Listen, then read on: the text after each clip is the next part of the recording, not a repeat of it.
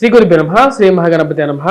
13 April 2025 నుండి 19 April వరకు ద్వాదశ రాశుల వారికి చంద్రమాను అనుసరించి గోచార రీత్యా ఈ వారం ఎలా ఉండబోతుంది అనేది చూద్దాం.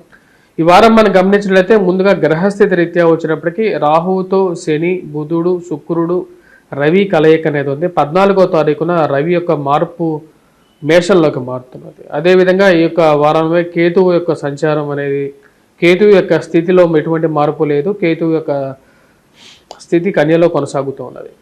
గురువు యొక్క స్థితి వృషభంలో, అదేవిధంగా మిథునంలో ఉన్నటువంటి కుజుడు గత వారమే తన యొక్క మార్పు చేసుకొని కర్కాటకంలో రావడం అనేది జరిగింది.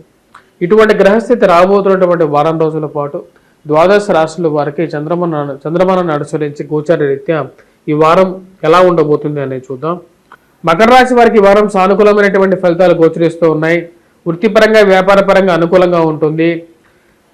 ఈ యొక్క షష్టగ్రహ కూటమి రీత్యా ఏర్పడినటువంటి శని రాహు యొక్క కలయిక యోగాన్ని ఇవ్వగలుగుతుంది.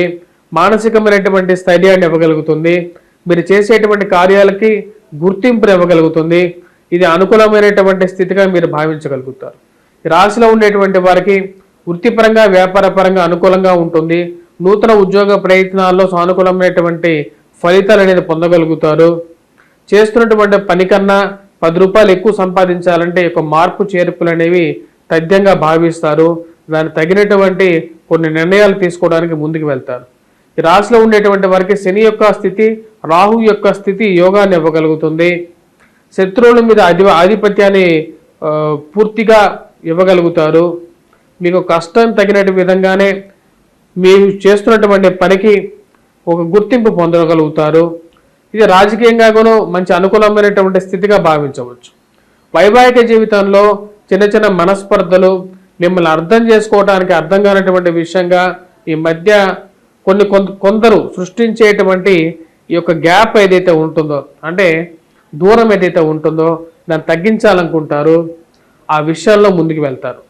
ఈ రాశిలో ఉండేటువంటి వారు నూతన వివాహ ప్రయత్న సంబంధితమైన విషయాల్లో అంత సానుకూలమైనటువంటి పరిస్థితిగా గోచరించట్లేదు.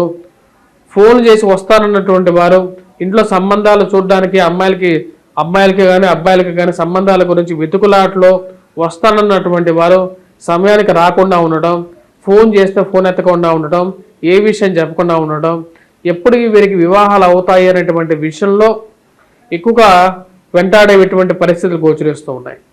కుజుడు యొక్క స్థితి అంత సానుకూలంగా లేదు. కోపాన్ని తగ్గించుకోండి.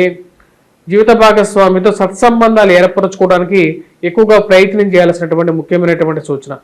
ఖర్చు విషయంలో తక్కువగా ఖర్చు పెట్టాలనుకుంటారు. దానికి తగిన విధంగానే ముందుకు వెళ్తారు. ఈ రాశిలో ఉండేటువంటి వారికి అంత సానుకూలమైనటువంటి స్థితిలో కుజుడు లేడు. ఇది అంత యోగాన్ని ఇవ్వదు. శారీరకంగాను మానసికంగాను ప్రెజర్ అనేది ఎక్కువగా ఉంటుంది. వృత్తిలో మీరు చేసేటువంటి పని కన్నా కూడా పరిభారాన్ని ఎక్కువగా పెంచేటువంటి వారు ఎక్కువ అవుతారు. ఇది వయోవృద్ధులకి ఆరోగ్యపరంగా కొన్ని జాగ్రత్తలు తీసుకోవాలని చెప్పి నిర్ణయించుకుంటారు. ముఖ్యంగా ఏవైతే ఈ యొక్క ఆయుర్వేదం, చిట్కా వైద్యం వైపు వారి మనసు మళ్ళటం, డైట్ కంట్రోల్ మీద ఎక్కువగా వాళ్ళ మనసు అనేది మల్లుతూ ఉంటుంది. రాశిలో ఉన్నటువంటి వారు ముఖ్యంగా ఈ యొక్క వారం ఎటువంటి పరిహారాలు చేసుకోవాలని చూద్దాం. ఈ వారం ఈ రాశిలో ఉండేటువంటి వారు సూర్యారాధన చేసుకోండి. దూర ప్రాంత ప్రయాణాల్లో, అనుకోని ప్రయాణాల్లో శరీరం అధికమైనటువంటి ఒత్తిడికి గురవడానికి కారకంగా ఉంటుంది. దానికి సూర్యారాధన చేసుకోండి. సూర్య భగవాను పూజించండి. వాటితో పాటు ఈ రాశిలో ఉండేటువంటి వారు కేతుగ్రహ వినాయకుడిని పూజించండి. కేతుగ్రహాన్ని కానీ వినాయకుడు కానీ పూజించండి.